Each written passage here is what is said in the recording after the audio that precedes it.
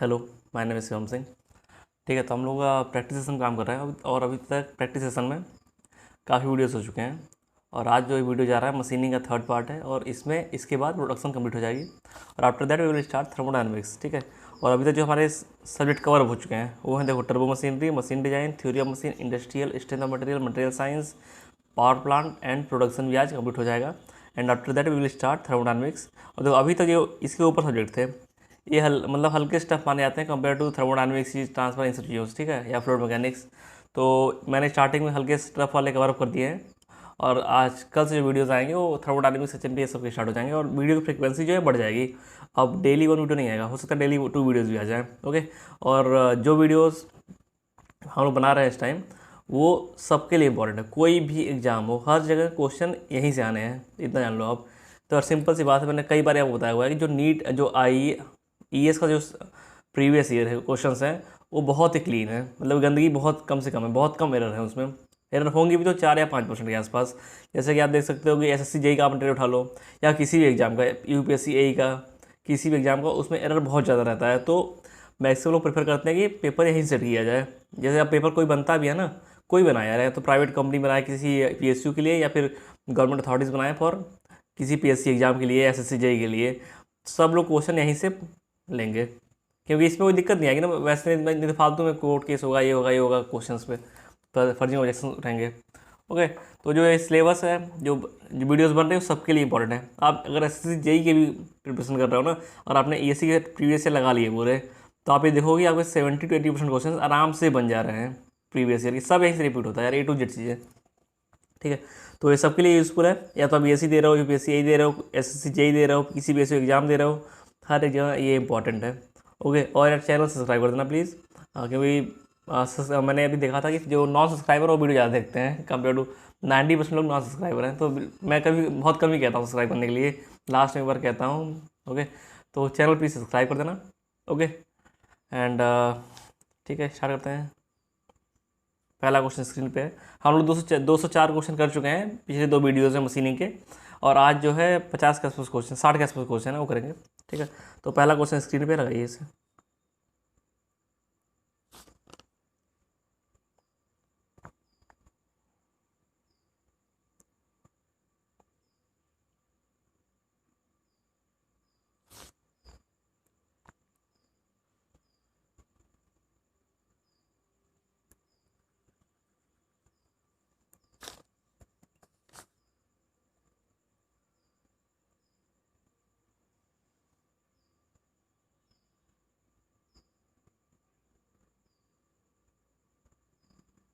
देखो, in orthogonal single point metal cutting edge the side cutting edge angle increases, क्या क्या effect आते हैं। देखो, अगर हम टर्निंग कर रहे हैं तो उसमें एग्जाम्पल लेते हैं, ये होता है हमारा CS, side cutting edge angle. Okay, तो इसकी वैल्यू बढ़ाते हैं हम लोग, तो आपने पढ़ा होगा कि जो रेडियल फोर्स है वो बढ़ता है। रेडियल फोर्स बढ़ने की वजह से चैटरिंग स्टार्ट हो जाती है। ठीक है, ओके, तो रेडियल फोर्स बढ़ेगा पहली बात, तो C ऑप्शन आना चाहिए। और दूसरा कि लॉन्गिट्यूडनल फोर्स बढ़ता है, लॉन्गिट्यूडनल। ओके, और टेंजेंशियल फोर्स का इससे कोई मतलब है नहीं, टेंजेंशियल फोर्स का कोई इफेक्ट नहीं आता है, कोई इंक्रीज नहीं होगा। तो इसका आंसर मेरे हिसाब से 2 और 3 होना चाहिए, मेरे हिसाब से 2 और 3 होना चाहिए। और लेकिन जो बुक में दिया है आंसर वो वेरी कर रहा है। ओके, उन्होंने आंसर दिया हुआ है 205 का D। बुक में आंसर D दिया है, लेकिन मैंने खुद से, मुझे वो लगता है, मैंने मॉडल सर के नोट से मिलाया हुआ है आंसर, तो वहाँ भी आंसर C दिया हुआ है। ओके, तो आपका आंसर मेरे हिसाब से ही लगता है, इन्होंने अलग दे दिया और उसका एक्सप्लेनेशन क्वेश्चन का कुछ भी नहीं दिया है बुक में। ठीक, तो फिफ्थ का आंसर D दिया, लेकिन मुझे सी लगता है। ओके, क्वेश्चन नंबर, वीडियो देखने 2 तरीके हैं। कुछ लोग कह रहे हैं कि मैं टाइम कम देता हूँ, तो आप सिंपली ऐसा कर लो ना कि वीडियो की आवाज़ को म्यूट कर दो, बस क्वेश्चन आता जाए, आप लगाते जाइए, जहाँ डाउट आए आपको वहाँ पे वीडियो की आवाज़ को ओपन करो और वहाँ सुनिए। ठीक है, बेस्ट तरीका मुझे लगता है, जिसने काफ़ी अच्छे से पढ़ रखा है। और जो प्रैक्टिस करने आ रहे हैं तो एक बार कम से कम पढ़ के आइए सिलेबस को, एक बार प्रैक्टिस करके आइए अच्छे से, वो बेस्ट होगा। ट्राई कीजिए क्वेश्चन नंबर 206।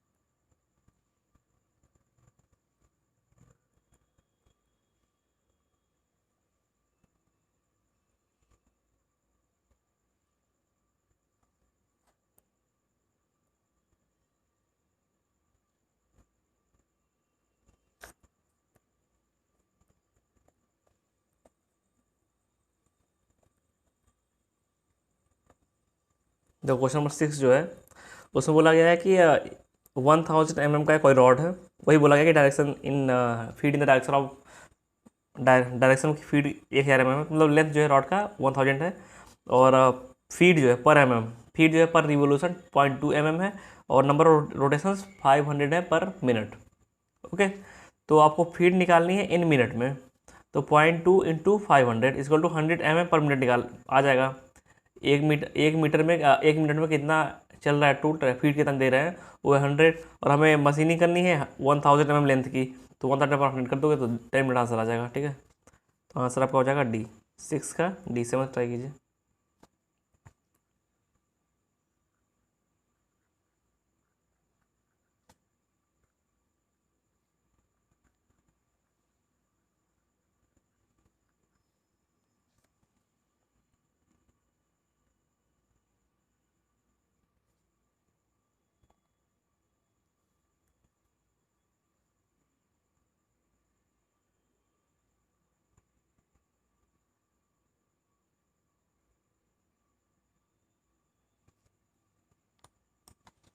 दोस्तों 7 नंबर क्वेश्चन जो है, देखो ऐसे क्वेश्चन का कोई एक्सप्लेनेशन नहीं होता है, आपको याद होना चाहिए। अगर याद नहीं है तो आप क्वेश्चन देख रहे हो, आप उसको याद कर लो, या मतलब रटना मत कभी क्वेश्चन का। आप अगर एक ही, जैसे ये है वीडियो, आप 2-3 बार अगर देखोगे ना तो अपने आप की मेमोरी में सेट हो जाएगा।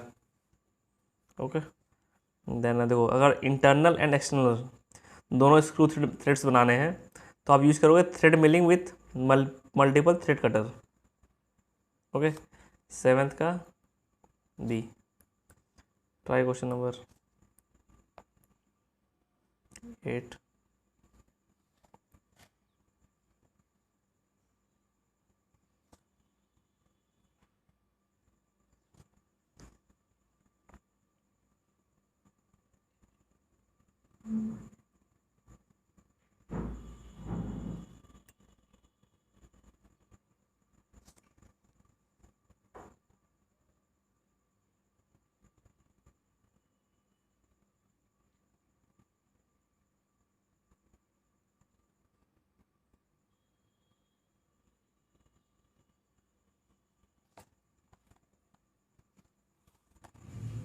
देखो इसमें बोला गया है क्लाइंब और डाउन मिलिंग ऑपरेशन में स्मूथर ऑपरेशन होता है और machine tool and longer tool life as compare to conventional machine, because in climb और डाउन मिलिंग, क्लाइंब और डाउन मिलिंग क्या होता है कि अगर फीड का डायरेक्शन और कटर का डायरेक्शन सेम होता है, ठीक है, तो दोनों का जो इंगेजमेंट होगा बहुत इम्पैक्ट से नहीं होगा।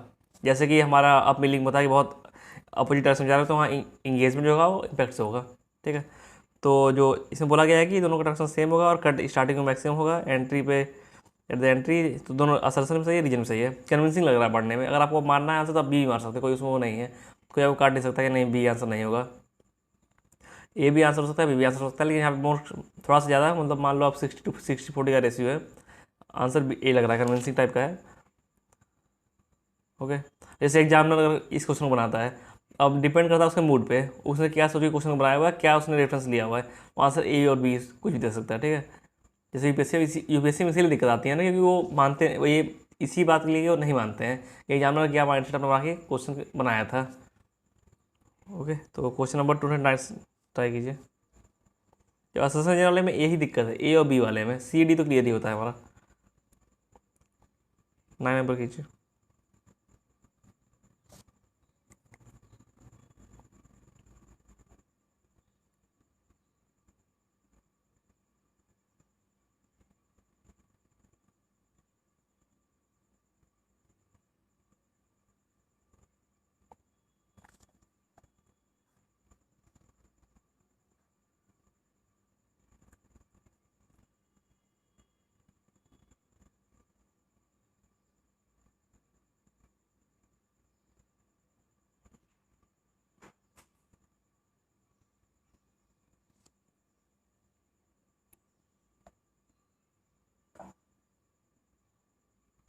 देखो जो पहला लाइन लिखा हुआ है, longitudinal cutting motion of the tool and cross wise feet of the job, ये स्टेटमेंट लिखा हुआ है, ये ध्यान से पढ़ना।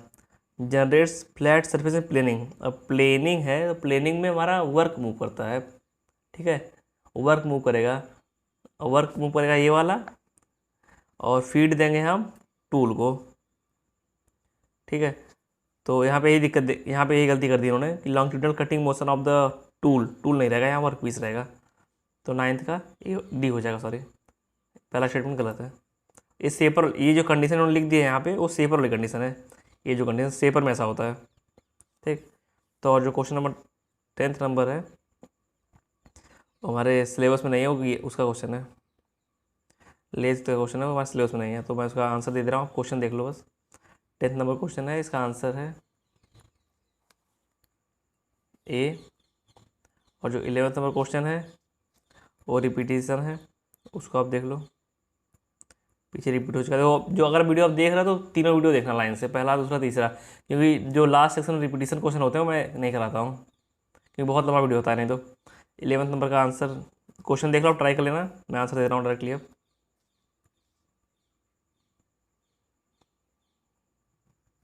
ठीक, ट्राई कीजिए क्वेश्चन नंबर 12।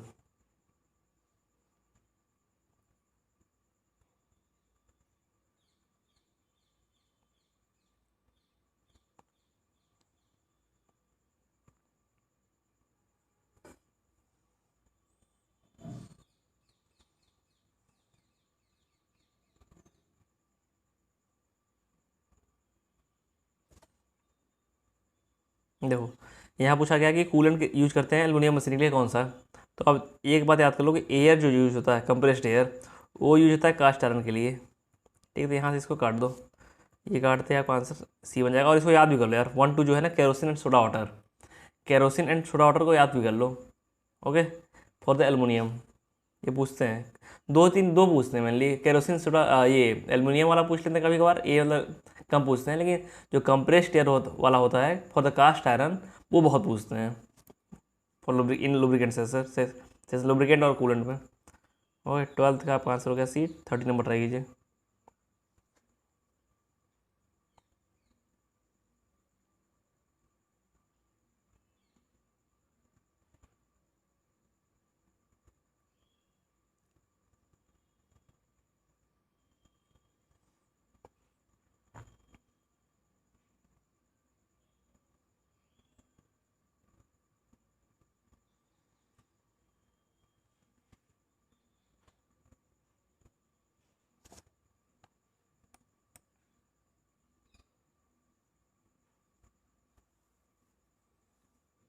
देखो इसमें इसमें दिया हुआ है 13th क्वेश्चन नंबर है, इसमें पूछा गया रेक एंगल का कौन सा काम नहीं है। तो ये मुझे हल्का सा डाउट इस क्वेश्चन में है कि देखो जो पहला पहला ऑप्शन तो ये तो पता ही है आपको, सही सही है। दूसरा, to reduce the friction between the tool flank and machine surface, इससे कोई मतलब नहीं है। देखो टूल फ्लैंक और मशीन सरफेस से, इससे मतलब होता है आपको क्लियरनेस एंगल को, ये यहाँ से क्लियरनेस एंगल आता है, ठीक है। इसलिए मुझे तो आंसर बी लगता है इसका। लेकिन जो बुक में दिया है आंसर, पता नहीं किस रीजन से इन्होंने बोल दिया है कि ये रीजन होगा, कि ये इसका कोई काम नहीं है। जब अगर यार टू एड कीनेस, अगर आप रेक्टेंगल बढ़ाते हो तो कीनेस और शार्पनेस बढ़ेगी और टूल की, और फोर्स आपका कम लगना शुरू हो जाएगा, ठीक है। तो रेक्टेंगल का इफेक्ट आता है कि, तो जो बुक में आंसर दिया है सी दिया है, और मुझे बी लगता है आंसर, क्योंकि ये यार क्लियरेंस एंगल के लिए होता है ये जो फैक्ट है बी वाला, ओके। तो अब मेरा आंसर जो रहेगा बी ही रहेगा, इनका आंसर सी है। और जो क्वेश्चन नंबर 14 है वो रिपीटिशन है क्वेश्चन नंबर 23 का, क्वेश्चन देख लो आप। क्वेश्चन नंबर 14 रिपीटिशन है क्वेश्चन नंबर 23 का, ट्राई कीजिए 215।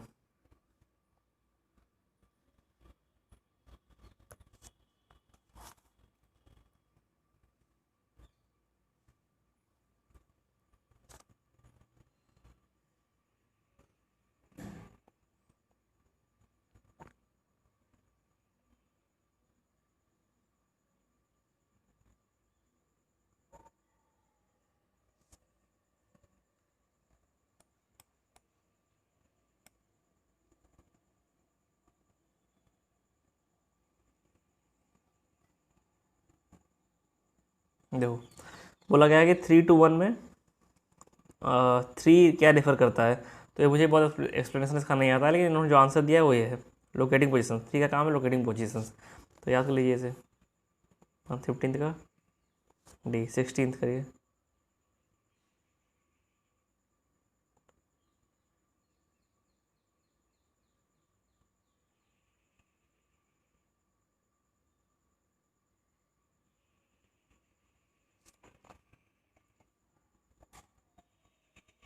देखो जो बोला गया है कि the optimum cutting speed is 1 should have. Optimum मतलब होता है कि आपका जो बैलेंस हो between the MRR and MRR मतलब between the production and cost, ठीक है। बहुत ज़्यादा कॉस्ट भी नहीं आना चाहिए और बहुत हाई प्रोडक्शन नहीं रखना है, ठीक है। मतलब बहुत कम प्रोडक्शन भी ना हो जाए, और दोनों चीज़ ध्यान रखनी। तो हम एक ऑप्टिमम लेते हैं बीच का सेक्शन, जिसमें कि हमारा प्रोडक्शन भी ठीक ठाक चलता रहे और कॉस्ट भी कम लगे, जिससे कि प्रॉफिट हो सके। प्रॉफिट मेन कहानी प्रॉफिट की है। ओके, तो हाई मटेरियल रिमूवल रेट ये तो नहीं होगा। हाई कटिंग टूल लाइफ ये भी गलत है। तो हमें बैलेंस देखना है मेटेरियल रिमूवल रेट और टूल लाइफ में। तो आंसर डी हो जाएगा। ट्राई कीजिए 17 नंबर।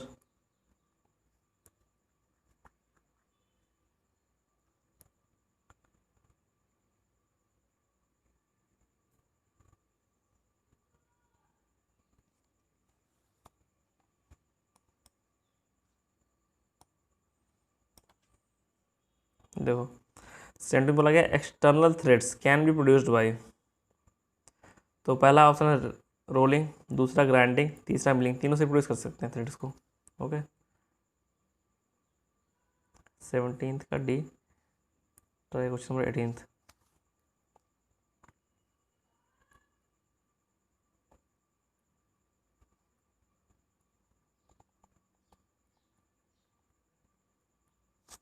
देखो बोला गया कोलम्बियम इज़ अ सिंपल, आपको नाम से ही लग गया होगा कि हल्का सा लगा। ऑटोमोबाइल इसको होगा नहीं, न्यूक्लियर मटेरियल है, ठीक है। 18 का ए है। 19 ट्राई कीजिए।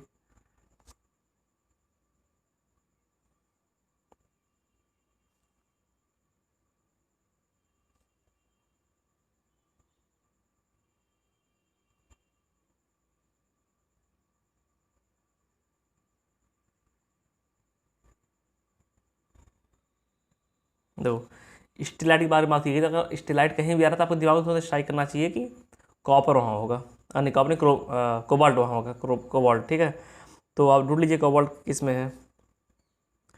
ये गया, इसमें भी नहीं है और इसमें भी नहीं है, तो ये आ गया आपका आंसर, ये ठीक है।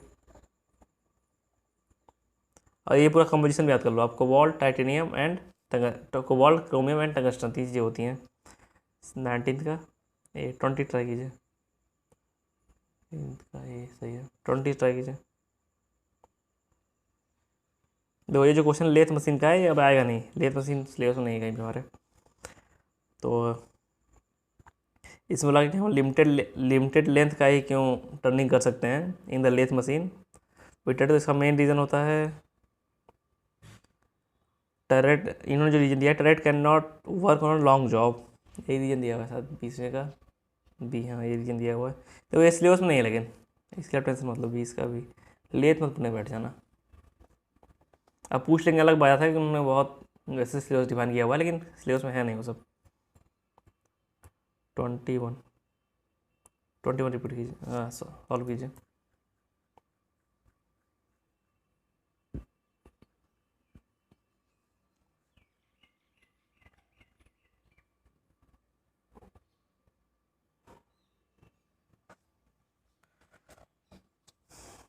देखो जो डिफाइन मशीनबिलिटी की डिफिनेशन होती है, अगर एक ब्रॉड वे में देखा जाए तब तो तीनों ये जो है ये भी आएगा और ये भी आएगा। लेकिन अगर शॉर्ट टर्म पूछना है, मतलब कि सबसे पहले कौन किस पे डिफाइन करते हैं बेसिकली, तो वो आएगा टूल लाइफ। ओके, कि कोई पार्ट मशीन हो पा रहा है कि नहीं, वो टूल लाइफ से डिफाइन करेंगे ना, कि टूल की जल्दी ख़राब हो गया। ओके, देन आंसर इज 21 का डी। अगर ब्रॉड वे में पीछे, जैसे हमने पीछे काफ़ी क्वेश्चंस किए हुए हैं जिसमें कि तीनों तीनों को लिया गया है, सरफेस फिनिश को भी लिया गया है, टूल लाइफ को भी लिया गया है। ओके, ट्राई कीजिए 22 नंबर।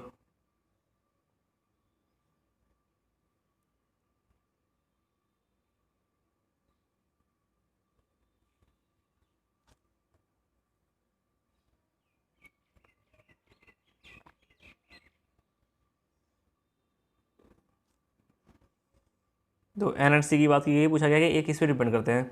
तो सिंपल है कि ये तीनों पे, वर्क मटेरियल पे भी, टूल मटेरियल पे भी और कूलेंट पे भी। और अगर बस एन के बारे में पूछ दिया जाए कि एन किस पे डिपेंड करता है, तो ओनली ऑन टूल मटेरियल आएगा आंसर। ओके, लेकिन अगर सी पूछ दिया गया, सी सब पे डिपेंड करेगा। इन्वायरमेंटल कंडीशंस, कौन काम कर रहा है, सब कुछ पे डिपेंड करता है। ओके, और 23 क्वेश्चन नंबर जो है वो रिपीटिशन है क्वेश्चन नंबर 5 का, तो उसका आंसर मैं दे रहा हूँ बी है। 24 ट्राई कीजिए।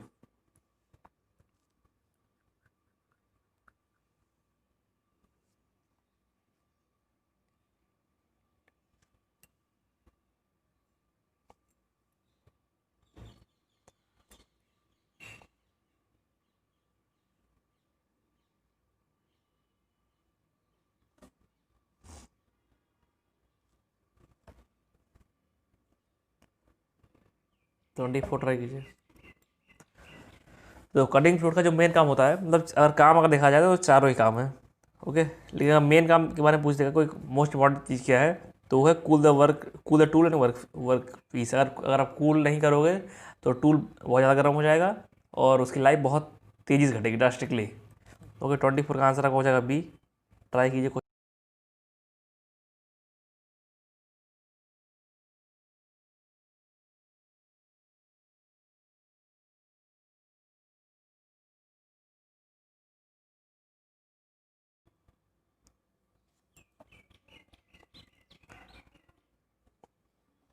देखो, during the ortho overall cutting की बात की गई है। अगर हम स्पीड बढ़ा दें तो कुछ लोगों को लगता होगा कि अगर स्पीड बढ़ा देंगे तो जो कटिंग फोर्स है वो कम हो जाएगा, ये जनरल कन्फ्यूजन रहता है। लेकिन ऐसा नहीं होता, ठीक है, क्योंकि वो ज़्यादा मटेरियल काटेगा ना, तो आपको पावर उतना ही जाना है। पावर में कोई कम कम नहीं आएगा। पावर क्या होता है, एफ इंटू वी। मतलब कि अगर देखा जाए पर एम एम क्यूब के लिए, पर एम एम क्यूब के लिए अगर पावर देखा जाए तो वो सेम रहेगा। ओके, क्योंकि अगर आप जैसे स्पीड बढ़ाओगे तो मटेरियल रिमूवल रेट बढ़ जाएगा, तो पावर पावर बढ़ेगी, लेकिन पर यूनिट उसके लिए देखोगे पावर पर एम आर आर तो सेम रहेगा। तो cutting force remains unaffected. Okay, और ये सब तो फर्जी है, आप इसमें कभी मत जाना कभी इन तीनों में। 25 का डी है, 26 कीजिए।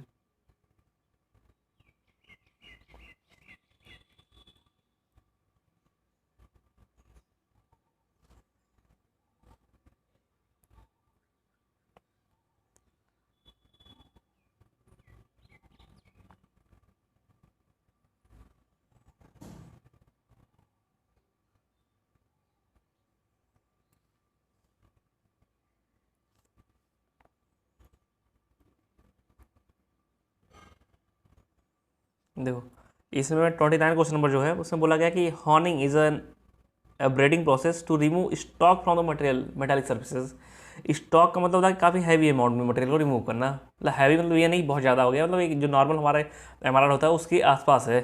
लेकिन लेकिन जो हॉर्निंग है, horning is done for very low material remove rate. ये एक आपका सरफेस फिनिश प्रोसेस है। ओके, तो मुझे तो स्टेटमेंट गलत लगता है कि इसका आंसर डी होना चाहिए, लेकिन जो इन्होंने आंसर दिया 27 का वो है 27 का बी दिया है आंसर। सॉरी, 26 का बी दिया है, लेकिन मुझे डी लगता है यार, मेरा डी आंसर होगा, क्योंकि ये स्टॉक रिमूव नहीं करता, ये हल्का फुल्का रिमूव करेगा। और कुछ लोग इसको अलग तरीके से पढ़ेंगे कि स्टॉक का मतलब होता है कि मटेरियल रिमूव करना या कितना मटेरियल रिमूव करे, तो उसके लिए आंसर ए हो जाएगा फिर। ओके, लेकिन मेरे हिसाब से सॉरी बी हो जाएगा, लेकिन मेरे हिसाब से आंसर डी होना चाहिए इसका, क्योंकि जहाँ मैंने कोचिंग की वहाँ भी बी ही बताया गया था उसका आंसर, और यही रीजन दिया गया था, स्टॉक का मतलब होता है काफ़ी हैवी अमाउंट में हमारा आ रहा। ओके, तो आप 27 पर ट्राई कीजिए।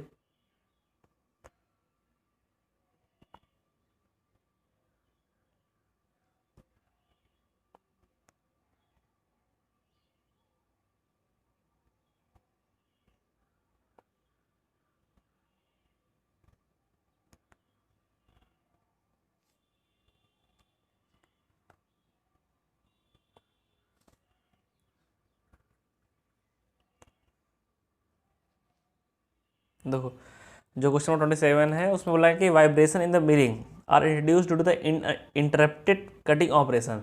इंटरप्टेड कटिंग ऑपरेशन मतलब समझ रहे हो आप लोग कि मतलब जैसे ये वर्क पीस है हमारा, ये वर्क पीस, तो एक एक ब्लेड आई, कटर आया, उसने काटा, फिर दूसरा ब्लेड आया, उसने काटा, तीसरा ब्लेड आया, काटा, मतलब एक ब्लेड दूसरे ब्लेड के आने के बीच के समय को इंटरप्शन हम लोग बोल रहे हैं। बार बार इम्पैक्ट से इंगेजिंग हो रही है, फिर डिसंगेजिंग हो रही है, इसलिए वाइब्रेशन आता है। अगर यही एक काम कर दिया गया है कि कंटिन्यूअस, जैसे कि हमारे हेलिकल में कंटिन्यूअस इंगेजिंग हो, कंटिन्यूअस डिसंगेजिंग हो, मतलब कि जब हमारा ये निकलने वाला हो एक कटर, तो दूसरा कटर उस टाइम इंगेज हो रहा हो, लगातार लगातार इंगेजिंग लगातार डिसंगेजिंग, या फिर आप हेलिकल टाइप कटर बना दीजिए कि लगातार मतलब एकदम इम्पैक्ट से ना होगी, मतलब पूरा ऐसे धस गया आगे, मतलब ऐसे हल्का स्ट्रेट हो, पहले एक नोक से ऐसे धसे, फिर धीरे धीरे धीरे धीरे पूरा इंगेज हो जाए। ठीक है, तो उससे वाइब्रेशन को रिमूव कर सकते हैं। लेकिन ये जो इन्होंने रीजन दिया हुआ है कि स्पेसिंग कर देंगे, ये कोई एब्सोल्यूट रीजन है, ये फर्जी रीजन है। तो जो मुझे लगता है आंसर इसका सी लगता है, लेकिन इन्होंने बुक में आंसर बी दिया हुआ है। ओके, ट्राई कीजिए क्वेश्चन नंबर 28।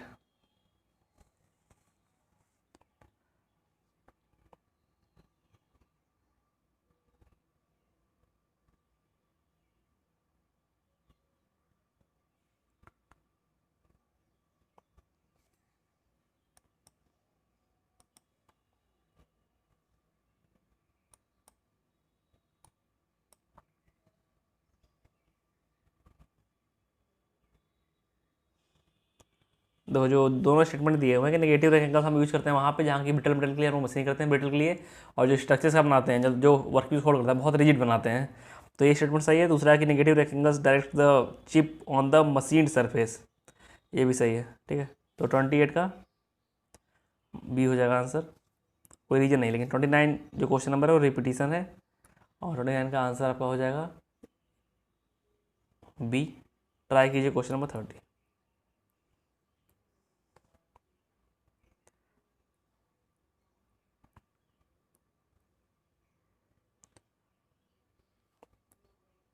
जो क्वेश्चन नंबर 30 वो भी रिपीटिशन है, सारे रिपीटिशन वाला यही है क्या यार।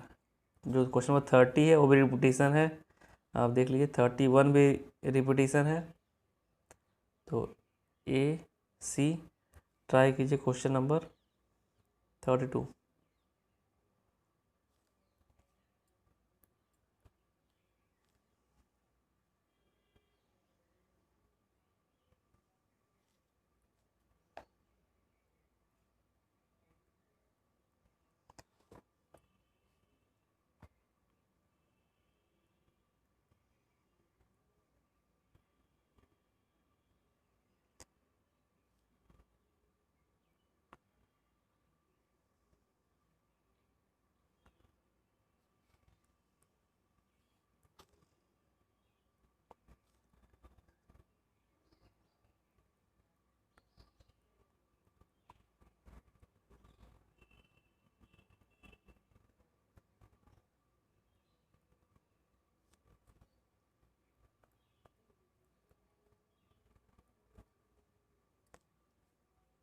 देखो, जो क्वेश्चन नंबर 32 है उसमें बस सी की वैल्यू पूछी गई, तो आप वी और टी की वैल्यू पुटअप कर दो, आंसर आ जाएगा आपका। वी आपका दिया हुआ है 60 मीटर पर मिनट, और टी दिया है 1 आवर 21 मिनट्स। 1 आवर 21 मिनट्स मतलब कि 81 मिनट हो जाएगा। तो आप वैल्यू पुटअप करोगे तो आंसर आपको 180 आ जाएगा। ओके, ट्राई कीजिए क्वेश्चन नंबर 33।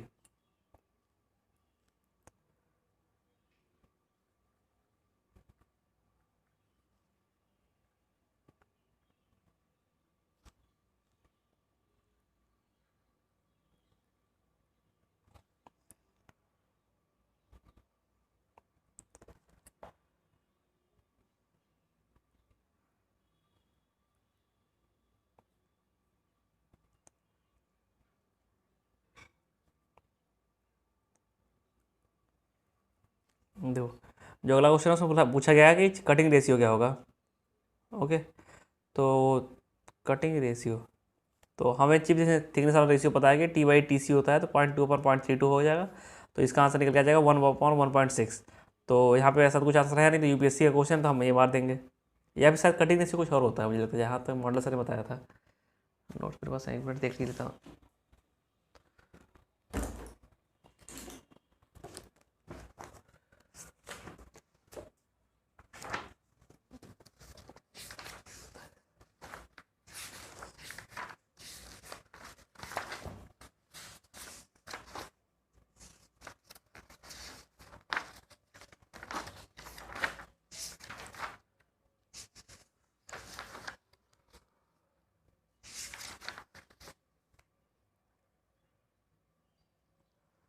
नहीं, कटिंग रेशियो आर ही होता है, वो उसको हम बोलते हैं इन्वर्जन ऑफ चिप रेशियो, और चिप रिडक्शन फैक्टर, और चिप कंप्रेशन फैक्टर रेशियो। ठीक है, जो चिप रेशियो है, ये कटिंग रेशियो है, वो यही रहेगा T/TC। इसका आंसर हमारा 1/1.6 आ रहा है, लेकिन यहाँ पे कुछ ऑप्शन ऐसा है नहीं, तो हम सी मार देंगे। ठीक है, क्योंकि यूपीएससी का क्वेश्चन है, वो सिंपली कह देंगे कि आपके पास कॉमन सेंस होना चाहिए, ये होता है। ठीक है, देन आंसर इसका हम 33 का सी दे देंगे। यूपीएससी में ऐसे होता है, नहीं मानते वो लोग, कितना भी आप कर लो। ट्राई करिए 34 नंबर।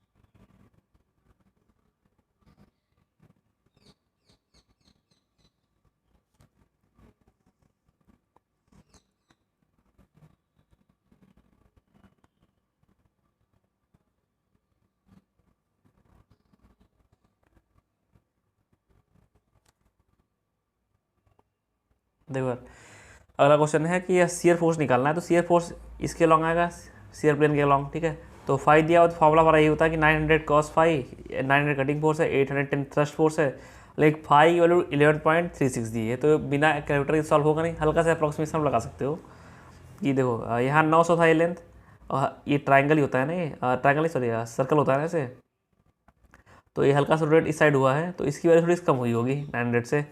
तो 900 से कम देखने अगर हम लोग जाते हैं तो चारों वैल्यू 900 से कम ही है, तो ये विदाउट कैलकुलेटर सॉल्व कर पाना बहुत मुश्किल टास्क है।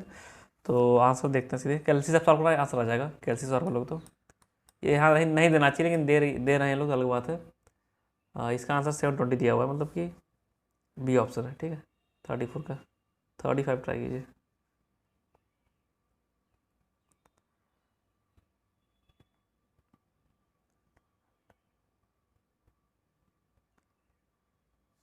देखो ये थ्योरेटिकल क्वेश्चन है, ये आपको या तो याद होगा, नहीं तो फिर आप याद हो जाएगा आपको। इन्वर्टेड ड्रिलिंग ऑपरेशन के लिए बोला गया है, कौन सा टू ड्रिल हम यूज करते हैं, तो simple oil hole drill use करते हैं, ठीक है। 35 का ए, 35 का ए सही है। 36 ट्राई कीजिए, ट्राई 36।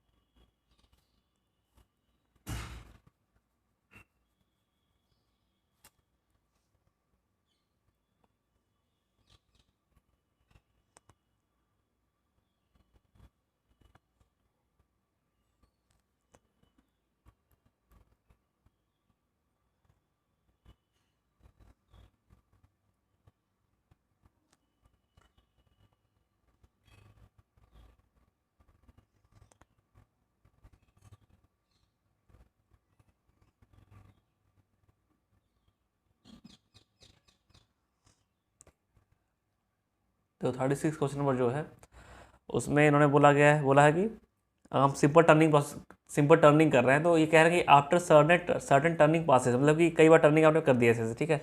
तो क्या होगा, डायमीटर आपका रिड्यूस हो जाएगा, जो जॉब का है, जॉब का डायमीटर रिड्यूस होगा, लेकिन जॉब का एन हमेशा कांस्टेंट रहता है, जो नंबर ऑफ रिवोल्यूशंस है। तो वेलोसिटी कैसे आती है, पाई डी एन, मतलब कि जो वेलोसिटी है वो रिड्यूस होगी। तो वेलोसिटी रिड्यूस कहाँ कहाँ हो रही है, ये बी ऑप्शन और डी ऑप्शन में। और होगा इससे क्या, इसमें स्टार्ट हो जाएगी चैटरिंग आफ्टर फ्यू पासेस, और इसका कोई रीजन नहीं दिया हुआ है, इसमें यही दिया हुआ है आंसर। और सरफेस फिनिश से कोई मतलब नहीं होगा इसका, लेकिन एक बात है कि अगर डायर रिड्यूस होता है तो सरफेस फिनिश से कोई मतलब नहीं है। हो गए, इतना समझ रहे होगे ना। तो ये ऑप्शन तो नहीं हो सकता है, तो यही मार देंगे हम लोग, मतलब पता तो नहीं चैटरिंग होगी या नहीं होगी, लेकिन ये ऑप्शन मार देंगे, क्योंकि सरफेस फिनिश तो ख़राब नहीं होगी, इतना पता है। थर्ड इसका डी हो जाएगा। Okay, try question number 37। 37 जो है रिपीटिशन है, क्वेश्चन ने दिया, तो रिपीटिशन है, पीछे का क्वेश्चन में किया हुआ है ऐसा, तभी लिखा हुआ है। और 38 कीजिए, 38।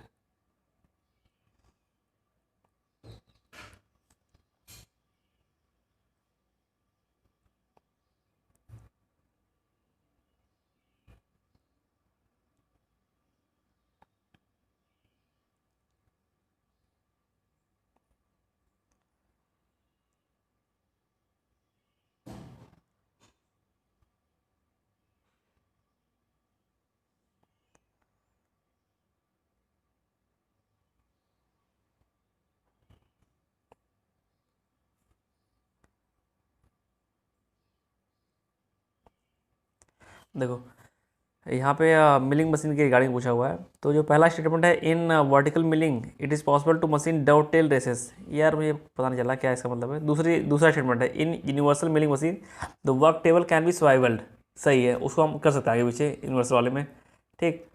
तो और दूसरा है कि तीसरा है, in rotary milling machine motion imparted to the work is rotary, ये गलत है। और अगला है फोर्थ में, planer milling machine is provided with the several horizontal and vertical head, सही है। और काफ़ी सारे कटर लगे होते हैं प्लेनर मिलिंग मशीन में, ये सही है, ये सही है, 2 4 सही, तीसरा गलत है। तो आंसर आंसर कौन सा मिल रहा है, ये दोनों मिल रहा है, तो ये हो जाएगा 1 2 4, ठीक है। 3 क्योंकि पक्का गलत है, पता है मैं।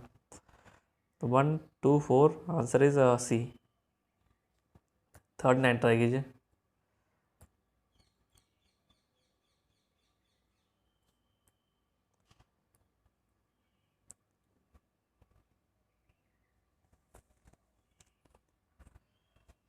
39 ट्राई कीजिए। यूनिवर्सल का पता है अपना कि यूनिवर्सल कटर ऐसे लगा होता है, कटर ठीक है, वो स्वाइवल होता है, मतलब हल्का सा घूम भी सकता है ऐसे ऐसे, उसी को हम बोलते हैं यूनिवर्सल। ठीक है, इससे आप हेलिकल कटिंग भी कर सकते हैं वर्क पीस भी। 39 ट्राई कीजिए।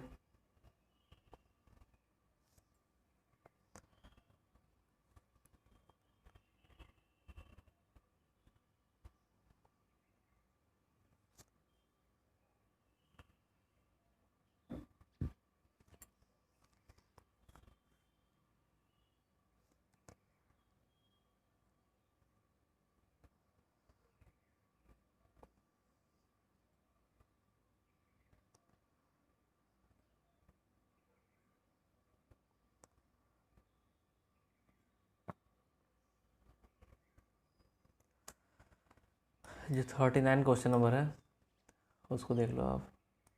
काफ़ी बड़ा क्वेश्चन है, मतलब पूछना नहीं चाहिए ना। देखो आप सबसे पहले क्या निकालोगे, कुछ चीज़ें दी हुई हैं और वो ध्यान से पढ़ना। जैसे हमारा वर्क पीस है 10 mm वाइड है, और जो हमारा 10 mm व्हील जो है, 20 व्हील जो कटिंग कर रहा है वो है 20 सेंटीमीटर डाया का और 2 सेंटीमीटर वाइड है। तो हमारा जो MRR निकलेगा इसी से निकलेगा, ध्यान देना। The work piece is 3 work wheel speed इतना है 3000 RPM, एंड table speed is 2.5 meter per minute, depth of cut is इतना, डेंसिटी इतना, एंड ग्राइंडिंग फोर्स इतना, एंड टेंजेंशियल दिस। ओके, तो जो हमें एनर्जी निकालनी होती है यू, तो कैसे निकालते हो आप, टोटल पावर अपॉन MRR। तो पावर क्या हमारा है, F cutting into velocity upon MRR क्या हो जाएगा, फीड, पहली बात feed into depth of cut into velocity. Okay, इतना क्लियर हो गया होगा आपको। तो देखो जो V है, अब मेन दिक्कत इसी V की है, ये V कौन सा होगा। ओके, तो ये V होगा आपका, क्योंकि हम पावर किसको दे रहे हैं, पावर दे रहे हैं हम लोग ग्राइंडिंग व्हील, और व्हील जो होगा उसको पावर देंगे ना, तो ये व्हील की वेलोसिटी हो जाएगी, और ये वाला V होगा वर्क पीस का, क्योंकि कटिंग हो रही है वर्क पीस की। तो आप सारी जब वैल्यूज पुटअप करोगे, फोर्स कितना था, ग्राइंडिंग फोर्स 20 था, वेलोसिटी ऑफ व्हील निकालने जाओगे तो pi D N upon pi D N upon, ये सॉल्व करना है इसको यार,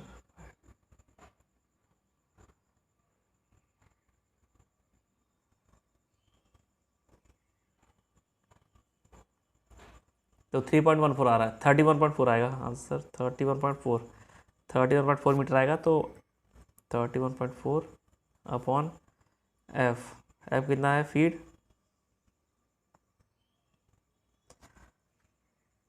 कितना दे रहे हैं हम लोग, बी कितना है, ये प्लस डेप्थ, फीड नहीं यहाँ बोलेंगे, ये डी है, फीड अंदर जो इनर मान लेते हैं, तो फीड दिया है 0.02, डी डी नहीं यहाँ बी लिखिए आप, क्योंकि बी जो है वो विड्थ आएगी ना, तो उसकी वैल्यू है बी की कितना है, कहाँ गया यार जो, हाँ 2 सेंटीमीटर। तो हम लेके चल रहे हैं किसमें, 2 सेंटीमीटर है, तो 0.02 हो जाएगा वो भी। ये एम में था ना, नीचे 130 से डिवाइड होगा, एम है तो इंटू वी, वी कितनी दी हुई है 2.5 मीटर पर मिनट, पर मिनट तो ऊपर 60 से मल्टीप्लाई हो जाएगा, क्योंकि हम ऊपर सेकंड में लिखे हुए थे ना, तो इसको सॉल्व आउट करोगे, सॉल्व करने पे आंसर आ जाएगा ये वाला 7.5 वाला। ओके, 39 का बी। ये समझ गया ना क्या है, हमको एफ इंटू वी, वी जो होगा वो ग्राइंडिंग व्हील का होगा या व्हील का होगा, क्योंकि क्या रीज़न है व्हील का होने का, क्योंकि हम पावर व्हील को देंगे। ओके, दूसरी चीज़, जब मेटल रिमोट रेट निकालने जाएंगे तो वी जो किसका देंगे, वर्क पीस का, क्योंकि वर्क पीस में जो रिमूवल हो रहा है, ओके वर्क पीस का रिमूवल हो रहा है, इसलिए वेलोसिटी वी वर्क पीस की रहेगी। देन वही वैल्यू सूट अप करने पे आंसर हम निकाल लोगे, तो आंसर आ जाएगा B. Try question number 20 number 40 number sorry.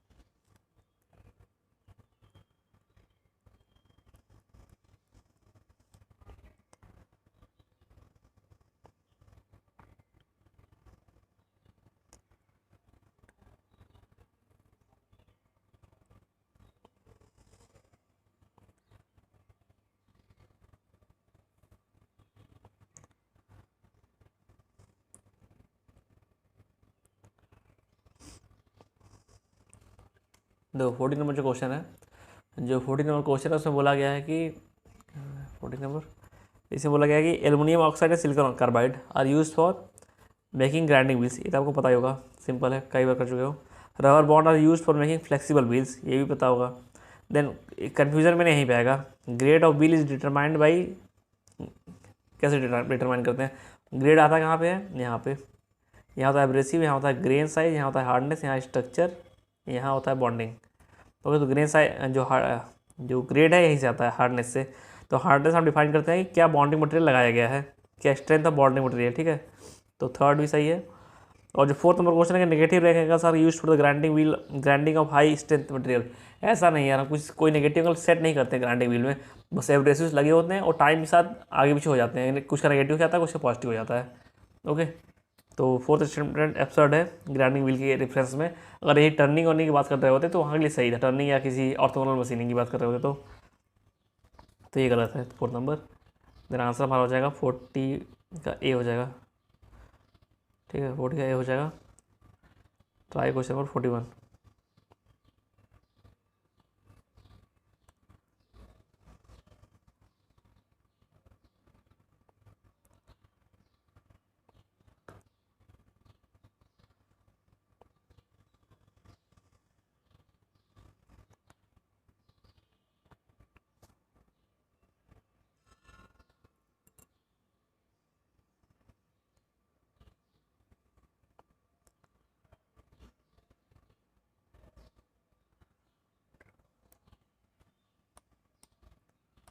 देखो क्वेश्चन नंबर जो 41 है, इसमें सिंपल है कि ऑब्लिक, जो statement correct about the oblique cutting.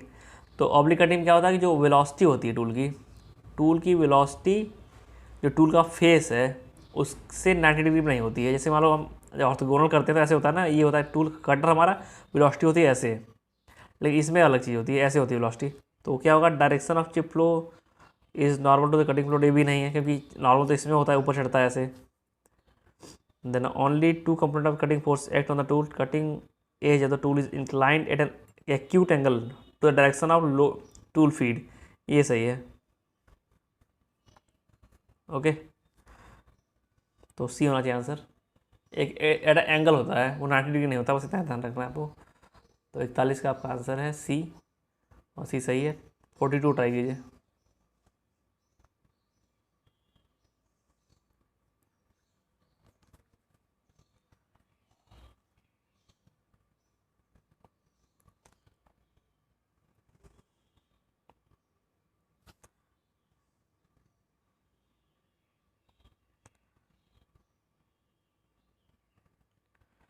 तो 42 की बात यही है, उसमें पूछा गया कि फटीग फेलियर क्यों होता है। तो फटीग फेलियर होने का एक ही रीज़न है यार कि आप, एक या कई रीज़न है। पहला कि जो पहला देखो जो दिया एब्रेसिव फ्रिक्शन,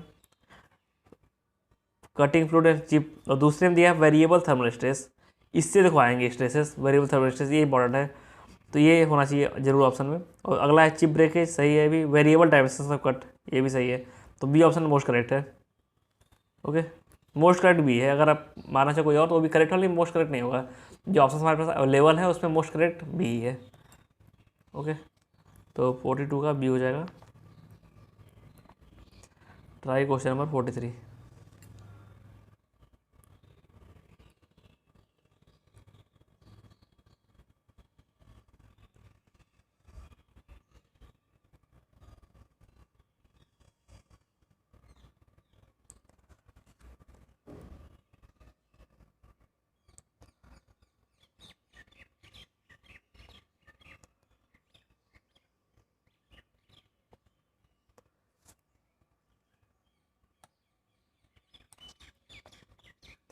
देखो अगला क्वेश्चन है कि in accelerated tool life test the 3 main type of quick and less costly tool testings are. तो ये आपको ये देख लो, पहला कि extrapolation of basic study wear. Extrapolation मतलब कि आपने हल्का सा वियर हुआ, आपने उसको एक्स्ट्रापोलेट कर लिया, मतलब फ्यूचर प्रेडिक्ट कर दिया बाई एक्स्ट्रापोलेशन। ओके, सेकेंड और वियर, ये ही गलत हो गया पहला, ये नहीं होता उसमें। आपको तो ये याद रखना है, ये जो होता है ना क्विक वाला, वो याद रखना है। तो याद करने में अगर आपने कहीं से नोट्स पढ़े हो कि या बुक पढ़ी हो कहीं इस टॉपिक पे, तो हिसाब से वहाँ मिल जाएगा आपको कि measurement of the abrasive year, multi pass turning, conventional measurement of the diffusive year. ठीक है, ये आंसर होता है बी। तो जो हमें टीचर ने पढ़ाया था उसने भी यही आंसर बताया था, बी आंसर। तो ये समझना नहीं है, इसमें से आपको याद करना है। ओके, तो 43 का बी आंसर हो जाएगा। 44 ट्राई कीजिए।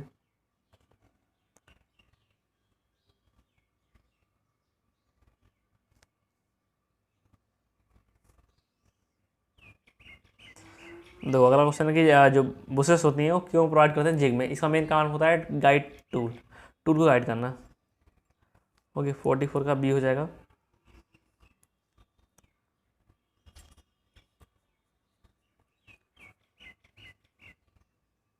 45 ट्राई कीजिए।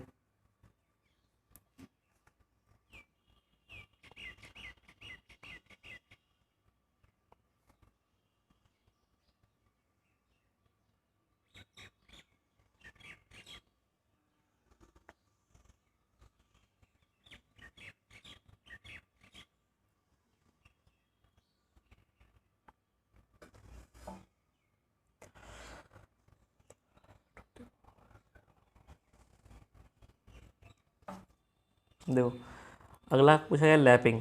तो लैपिंग के बारे में आपको पता होगा, लैपिंग प्रोसेस होती है एक सरफेस फिनिश प्रोसेस है। तो इसमें बहुत ज़्यादा मटेरियल रिमूवल नहीं होगा। और जो पहला स्टेटमेंट उन्होंने दिया कि to produce geometrically true surface, तो ये काम नहीं है इसका। इसका काम है कि जो कंपोनेंट है वो बन गया है, उसमें हल्की सी हल्का सा एरर है उसको सही कर देना, या फिर सरफेस फिनिश को बढ़िया कर देना, ये सब काम है इसका। ठीक है, अगर डायमेंशन कोई दिक्कत आ गई है, आगे पीछे हो गया, तो उसको सही नहीं करता है, बहुत माइन्यूट एरर्स को सही करता है। ठीक है, तो पहला स्टेटमेंट गलत है कि ये ज्योमेट्रिकली टू सरफेस बनाएगा, ऐसा नहीं है। मतलब एक ब्रॉड वे में नहीं कह सकते हो आप, अगर हल्का से ध्यान से देखोगे, क्योंकि इसका ये काम नहीं है। जो अगले 3 स्टेटमेंट है, to correct the minor surfaces में, हाँ थोड़े बहुत दिखते हैं तो सही कर देगा। टू इम्प्रूव डायमेंशनल एक्यूरेसी, हल्का हल्की फुल्की बस, बहुत ज़्यादा नहीं। तो ये तीनों सही है, ये तो एब्सर्ड है। आंसर आपका हो जाएगा सी। 46 ट्राई कीजिए।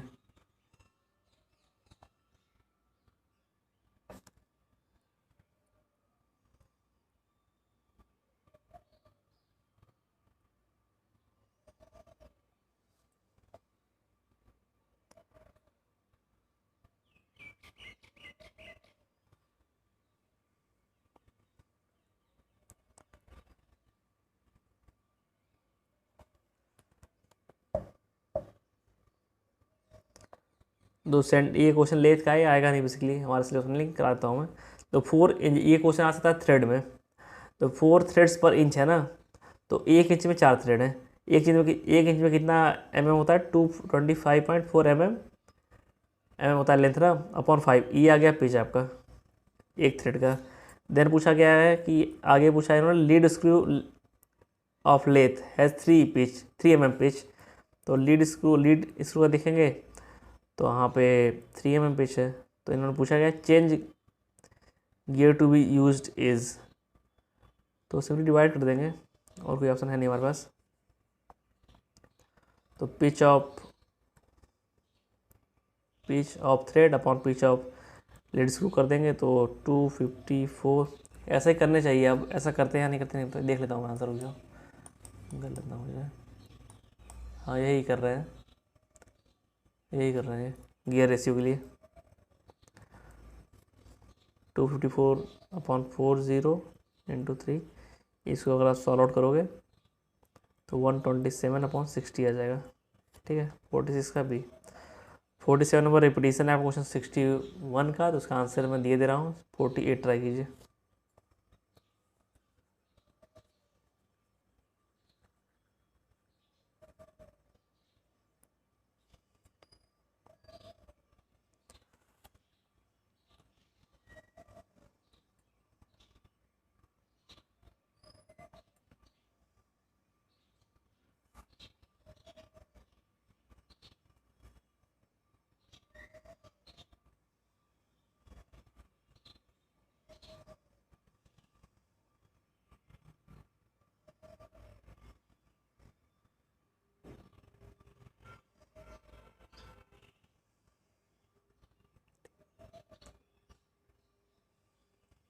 देखो टेम्परेचर राइज की बात की है, अगर टेम्परेचर राइज होगा सिंपल सी बात है आपकी टूल लाइफ बढ़ेगी। एक कई बार बहुत एडवर्स इफेक्ट होता है इसका, इसीलिए हम कोबाल्ट वाला यूज करते हैं क्योंकि उसमें रेड हार्डनेस होती है, मतलब हॉट हार्डनेस, हाई टेम्परेचर पे hardness.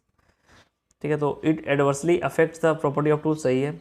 It provides better surface finish, ये गलत है, इसका कोई मतलब नहीं। सरफेस फिनिश खराब हो सकती है, सरफेस एक्यूरेसी खराब हो सकती है due to the temperature variation. ठीक है, अच्छी नहीं होगी अभी उससे, तो ये एब्सर्ड है। दूसरा काट दो आप, दूसरा दूसरा। ठीक है, तो पहला सही है, 3 4 भी सही होंगे जब, ये आंसर होना चाहिए। अगर पढ़ना है पढ़ लो आप, ये दोनों चीज़ सही होंगे क्योंकि हमें 1 लेना है ना, तो 1 हमारा ए और डी में था, और ए अपना कैंसिल हो गया है, तो डी बचा बस, तो डी हो जाएगा आंसर इसका 48 का। Try 49 number.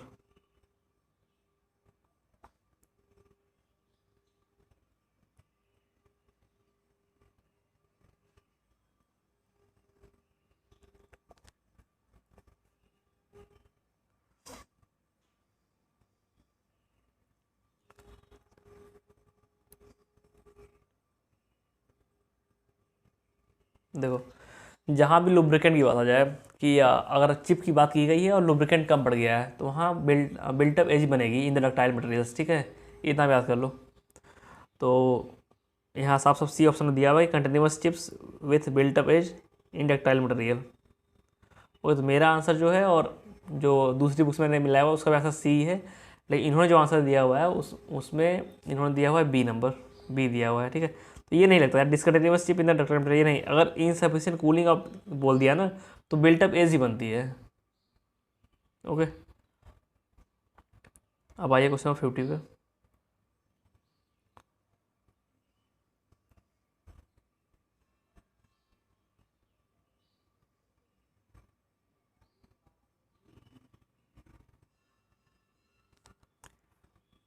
देखो जो साइड रेक्टेंगल होता है उसका क्या मेन कैरेक्टरिस्टिक्स है, ये अवॉइड, ये जो है जो चिप का फ्लो है उसको कंट्रोल करता है। ठीक है, 50 का बी। Try 51 number.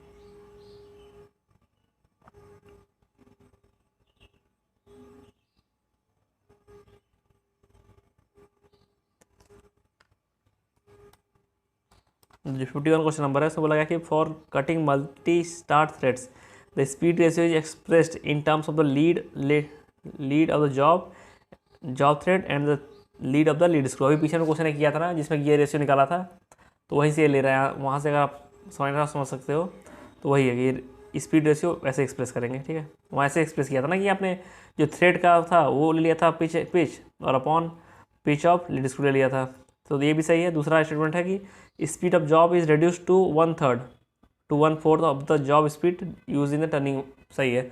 जब थ्रेडिंग करते हो ना तो बहुत तेज़ नहीं घुमाओगे, अगर बहुत तेज़ी से घुमा दोगे तो पिच बहुत कम हो जाएगा, मतलब बहुत कम हो जाएगा, इसलिए जितनी पिच हमें चाहिए होती है उसके अकॉर्डिंग हम उसको वेरी कराते हैं स्पीड को। ठीक है, तो बहुत स्टेटमेंट आर सही, एंड 52 नंबर के लिए।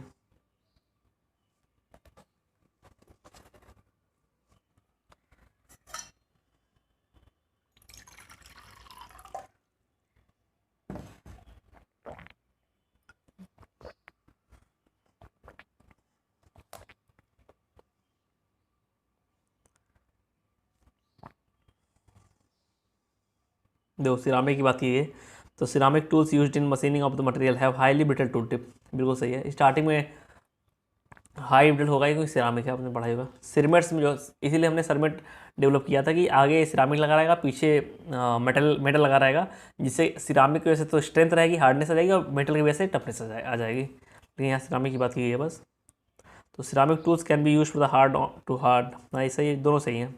मेनली बिटर के लिए यूज़ करते हैं, और हार्ड से हार्ड है तभी सिरामिक हम यूज़ करते हैं, इसकी जो कंप्रेसिव स्ट्रेंथ है बहुत हाई होती है, और एक एंगल जो इसमें लेते हैं हम नेगेटिव लेते हैं।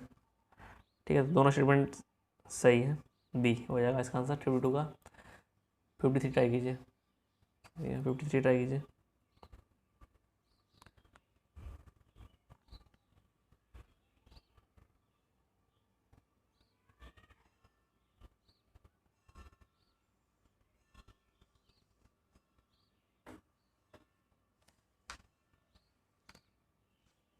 तो ये क्वेश्चन हमारा बेसिकली वहाँ से आया शायद पाउडर मेटलर्जी से कि in spark sintering the kind spark sintering is a kind of hot pressure shaping technique in which जो इलेक्ट्रिक आर्क डेवलप होती है, जो electric heating of metallic powders by production of spark in the graphite died is for short time under the pressure. ये सही है, ठीक है, B 53 का बी। इन्होंने कोई एक्सप्लेनेशन नहीं दिया हुआ है, इन्होंने बस आंसर देके छोड़ दिया है। ट्राई कीजिए क्वेश्चन नंबर 20 या 54 नंबर।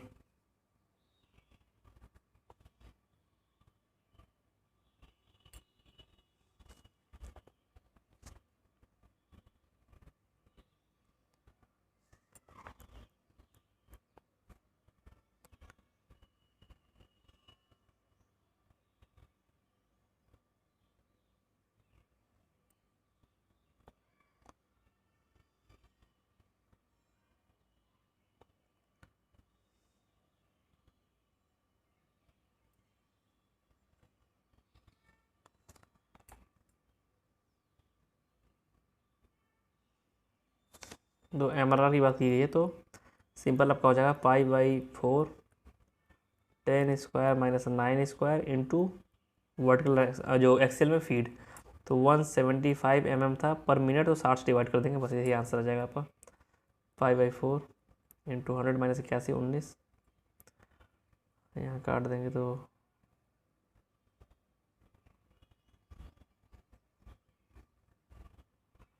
इसको सॉल्व आउट करना पड़ेगा।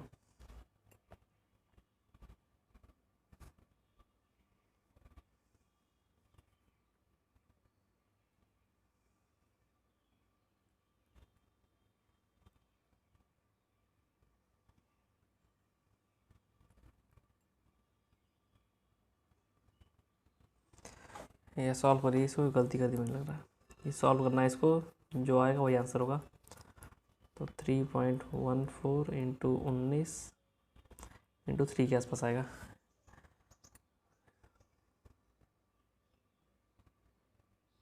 अच्छा पर मिनट पूछा, ये 60 डिवाइड नहीं होगा, फिर यही गलती हो रही है, 60 डिवाइड नहीं होगा, फिर 175 रहेगा।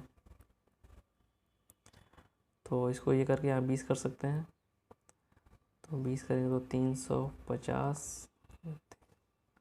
आंसर नहीं आ रहा यार, कोई गलती हुई है क्या? यही तो किया हुआ है इन्होंने, और सॉल्व करने में आ गया इन्होंने, कैसे हमने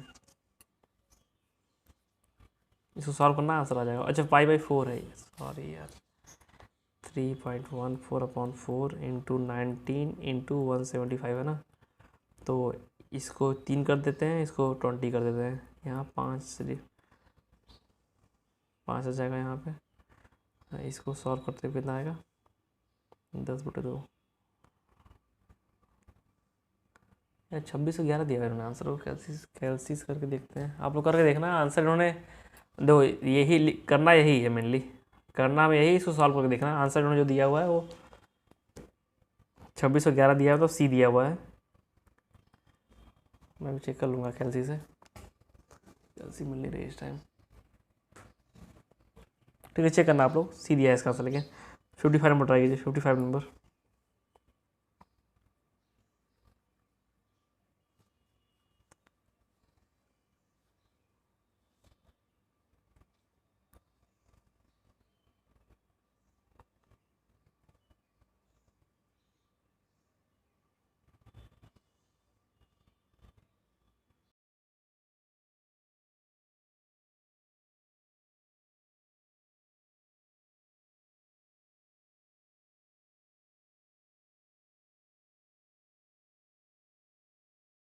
बोला गया है कि जो क्वेश्चन नंबर 55 है उसमें बोला गया कि 500 वाट है आइडल कंडीशंस में और 2500 वाट है जब ये कटिंग कर रहा है। इसका मतलब 2000 वाट ये कंज्यूम कर रहा है वाइल कटिंग। तो पावर क्या होता है, पावर इक्वल टू 2000 दिया हुआ है, और पावर निकालते कैसे हैं, F into V equal to 2000, और वी कितना दिया हुआ है हमारा 30 मीटर पर मिनट, तो उसको मीटर पर सेकंड में कन्वर्ट करेंगे तो आ जाएगा 2000 ये, और सॉल्व करने में हमारा एफ आ जाएगा 4000। ठीक है, तो ए और सी में दोनों होगा। और हमें निकालना है टॉर्क, तो टॉर्क निकालने की क्या चाहिए हमें, टॉर्क निकालने के लिए हमें डाया, और डाया दिया नहीं, अच्छा ये दिया, स्पीड दी हुई है ना, तो T into omega equal to 2000 फिर से हम कर देंगे। तो टी निकालना है, ओमेगा हमारा कितना हो जाएगा 120 RPM पे, 2πn/64 बराबर 2000। ठीक है, तो इसको जब सॉल्व करोगे तो 500 अपॉन 3.14, तो 160 के आसपास आएगा। ओके, तो हमारा आंसर हो जाएगा ए। देन आंसर इज ए, 55 का ए। 56 ट्राई कीजिए।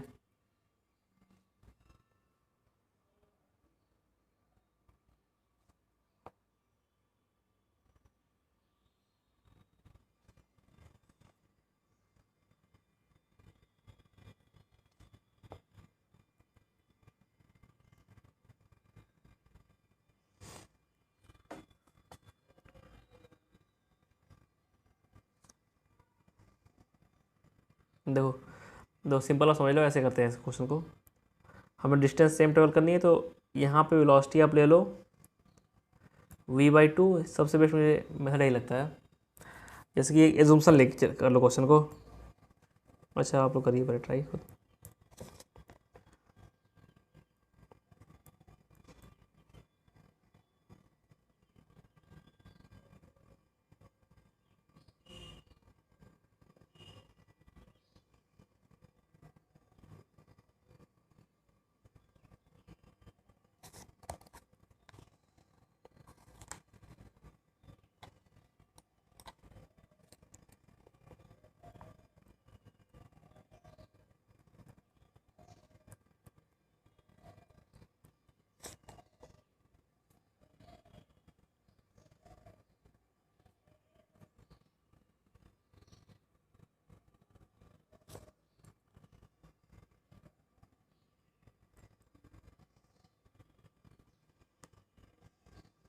देखो यहाँ पे कटिंग स्टॉक कटिंग स्पीड निकालना है, तो ln ये फार्मूला होता है हमारा, ln इंटू 1+λ। इसको आप याद कर सकते हो, कई बार अगर करो तो हो जाएगा। जल्दी मैंने याद नहीं कर रखा है, मैंने अभी यहाँ देख लिया। मैं अलग तरीके से करता हूँ क्वेश्चन को, इन सब क्वेश्चन को एक सिंपल जो जनरल वे होता है, क्योंकि फार्मूला मैं भूल ही जाता हूँ ये वाला ऑलमोस्ट ऑल टाइम। तो l दिया हुआ है आपको 210, n दिया हुआ है 32 और 1 प्लस लेमडा देखो 2/3 होगा, क्योंकि ये निकालना है ना। 2/3 अपॉन 100 नहीं 1000 करते हैं, क्योंकि ये सब में दिया रहता है। ठीक है, तो इसे सॉल्व करते हैं चलिए।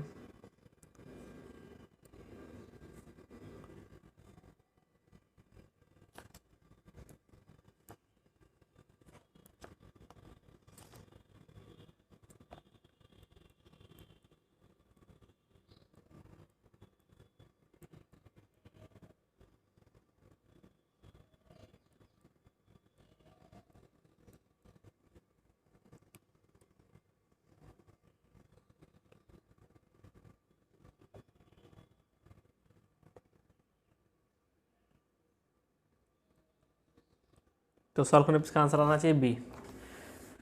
ओके, बी आ रहा है आंसर। तो आप 57 ट्राई कीजिए।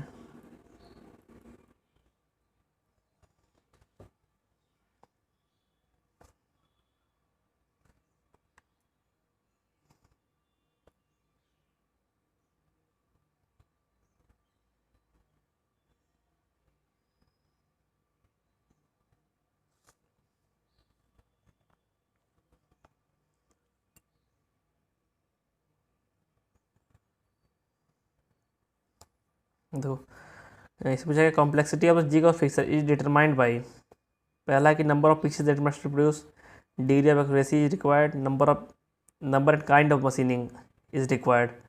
ठीक है, तो तीनों ही ऑप्शन होंगे। तो इसका बहुत नॉलेज नहीं है मुझे जिग एंड फिक्सर का, बस हल्का फुल्का नॉलेज है कि जिग जो होता है वो गाइड करता है टूल को, और फिक्सर जो होता है बस लोकेट करता है, और जिग लोकेट भी करता है और गाइड भी करता है। थोड़ी बहुत चीज़ें बताएं, और ये सब क्वेश्चन जो आए हुए हैं इतना मुझे नहीं आता है, तो जो मैं सोल्यूशन दे रहा हूँ। तो 57 का तीनों ही सही है। और एक्सप्लेनेशन में कुछ दिया नहीं, एक्सप्लेनेशन में कभी कुछ नहीं देते हैं। और जहाँ क्वेश्चन टफ होगा या फिर ऐसा आउट ऑफ कंटेंट टाइप आएगा कि बच्चे वीक रहते हैं उस सेक्शन में, उसका सोल्यूशन कभी नहीं देते हैं। ठीक है, तो 57 का आंसर हमारा डी हो जाएगा। 59 ट्राई कीजिए।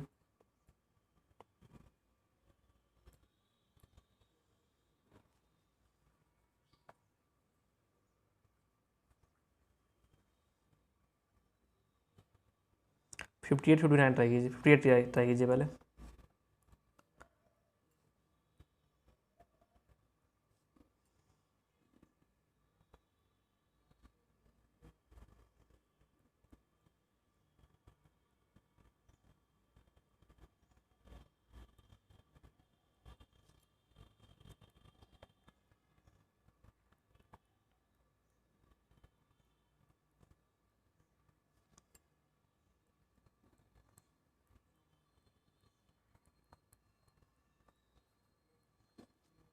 देखो सिंपल, जो पहले टूल का स्पीड दिया हुआ है, लाइव दिया हुआ है पहला कंडीशन, दूसरी कंडीशन में भी लाइव स्पीड और लाइव दोनों दिया है।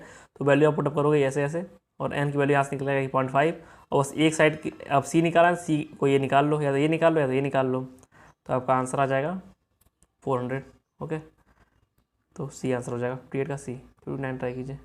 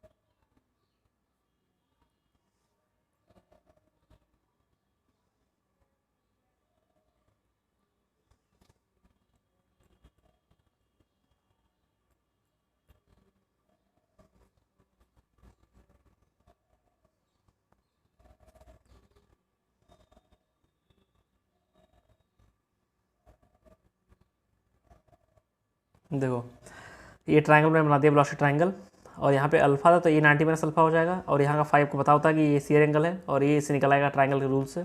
देन साइन रूल लगा देंगे कि इधर का कंपोनेंट और सामने का एंगल, बस वो सॉल्व करने पे हमारा आंसर आ जाएगा। ये VC/sin5 कहीं दिख रहा है,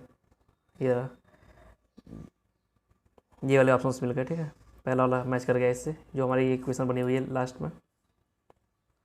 ओके, तो 59 का हमारा ए हो जाएगा। देन सॉल्व कीजिए, 59 का ये हो गया। 60 नंबर सॉल्व कीजिए। सॉरी, एक स्लाइड छूट गई लग रहा है, एक स्लाइड छूट गई यार उसमें। अच्छा, नीचे है स्लाइड वाली।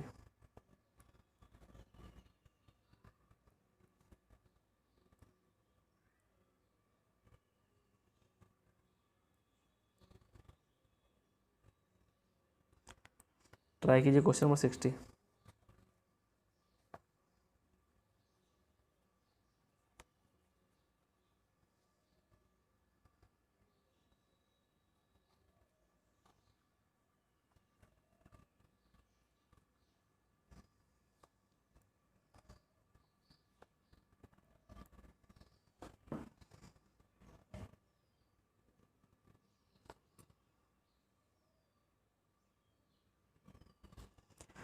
तो इससे पूछा गया कि कौन है जो कि एक्सियल फीट को रेगुलेट करेगा या इफेक्ट करेगा इन सेंटरलेस ग्राइंडिंग, ठीक है।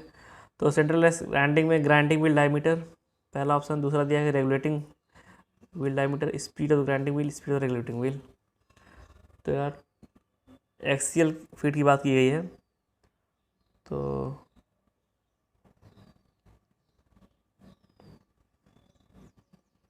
इतना तो पता नहीं मुझे यार।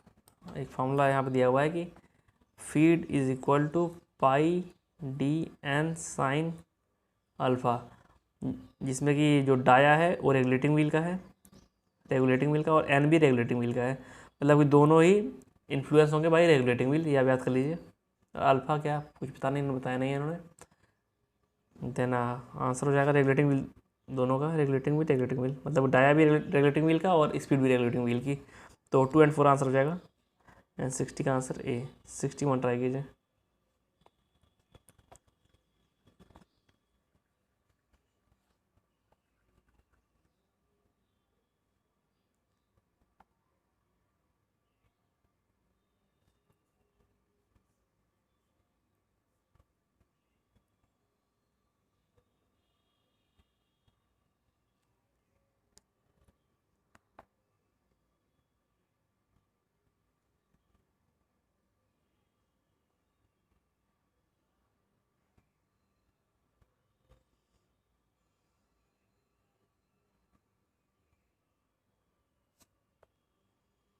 देखो ऐसा एक ट्रायंगल बनेगा।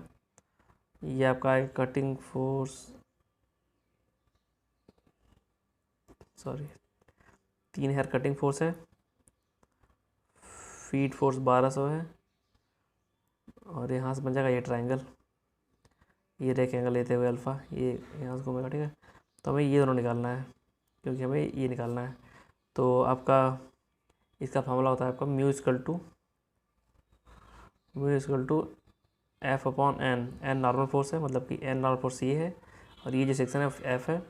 इसके फार्मूले आपको याद होने चाहिए, याद होंगे या नहीं वो ऐसे अगर ट्रायंगल बना के देखोगे तो बन जाएगा, लेकिन यहाँ कोई बहुत सिग्निफिकेंस उसका है नहीं बनाने का, क्योंकि ये एंगल दिया हुआ है, इसको सॉल्व करना बड़ा मुश्किल है। तो आप सॉल्व करना शुरू ही करते हैं, क्या ही कर सकते हैं।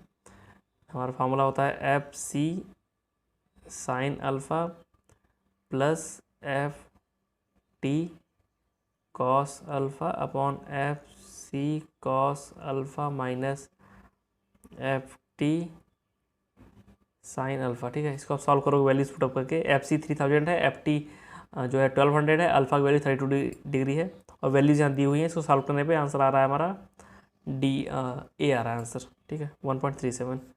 61 का ए। 61 62 ट्राई कीजिए।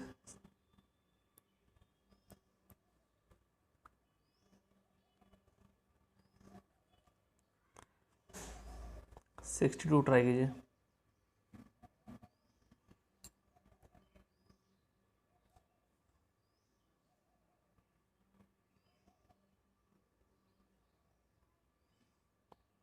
टूल से नीचे मतलब वही यार कि जो आर आर सी मैंने बताया था ना आपको, आर आर सी याद कर लो और साइड बाद में आएगा। मतलब अल्फ़ा बैक, फिर rake rake angle, relief angle, clearance angle, ठीक है, या फिर cutting edge, sorry cutting edge angle, ठीक है।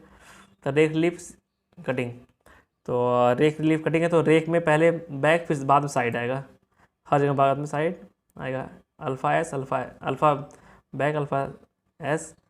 रिलीफ वाले में भी वही यार, पहले आ जाएगा साइड रिलीफ, नहीं बैक रिलीफ एंगल, फिर आएगा साइड रिलीफ एंगल, ओके। फिर कटिंग वाले में वही साइड लास्ट में आना है सब में। इतना मतलब आर आर सी याद कर लो, फिर ये याद कर लो कि साइड लास्ट में आएगा। तो ये कंप्लीट स्पेसिफिकेशन ऑफ टूल है, ठीक है। कंप्लीट टूल के बारे में पूरी जानकारी। और दूसरा है कि numerical method of identification of tool, दोनों ही सही हैं बेसिकली, ए और सी दोनों ही सही हैं, लेकिन कंप्लीट अगर मोस्ट एक्यूरेट देखा जाए तो सी होना चाहिए आंसर, ठीक है। मोस्ट जनरल फॉर्म में अगर देखा जाए तो सी आंसर होगा, 62 का सी, ओके। तो आज मशीनिंग ख़त्म हो गई, मशीनिंग के साथ साथ प्रोडक्शन भी ख़त्म हो गया। देन अब स्टार्ट होगा अगला जो सब्जेक्ट है वो है थर्मोडायनेमिक्स, ठीक। And thank you for being with me for such a long time. और चैनल को सब्सक्राइब कर देना प्लीज़, सब्सक्राइब द चैनल। और अपने दोस्तों को बताओ अबाउट दिस प्रैक्टिस सेशन और उनके साथ प्रैक्टिस करो। एक बना लो टाइम टेबल टाइप की, साथ में करेंगे प्रैक्टिस, तुम भी ये करना मैं भी ये करूँगा, तो बेस्ट होता है यार, उससे मतलब अच्छी प्रैक्टिस होती है। एक कंपटीशन टाइप का रहता है कि हाँ मुझे भी करना है, वो कर रहा है इसलिए मुझे भी करना है, ठीक है। तो ये हो गया and thank you and all the best for exam. आज के लिए इतना ही।